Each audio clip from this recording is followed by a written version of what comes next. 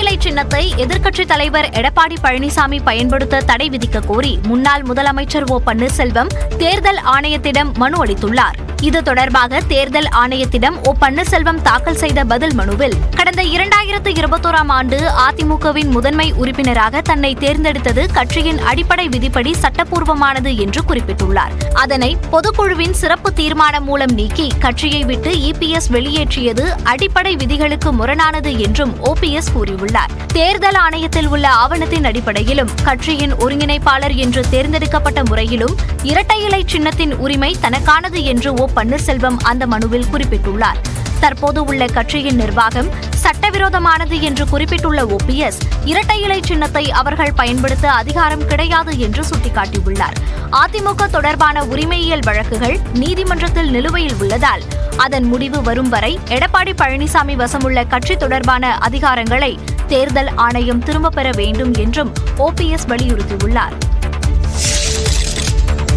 நீங்க நினைக்கிற மாதிரி பிஜேபியோ இந்துத்துவ சக்திகளோ தமிழ்நாட்டில் கால் ஊன முடியாது. நான் உயிரோடு இருக்கிற வரைக்கும் அது நடக்க விட மாட்டேன் நானும் சொல்லுவேன். புத்தாண்டை ஒட்டி மதிமுக பொதுச் செயலாளர் வைகோ எடுத்த சூளுரையே இது. சென்னை எழும்பூரில் உள்ள மதிமுக தலைமை அலுவலகத்தில் செய்தியாளர் சந்தித்தவர் ஒரே நாடு ஒரே தேர்தல் மோசமான திட்டத்தை மோடி செயல்படுத்த நினைப்பதாக விமர்சித்தார். ஒரே தேர்தல் என்று வைத்து விட்டால் வேட்பாளரை வைத்துத்தானே ஓட்டு, அப்படித்தானே பிற கூட்டாட்சிகளிலே நடைபெறுகிறது.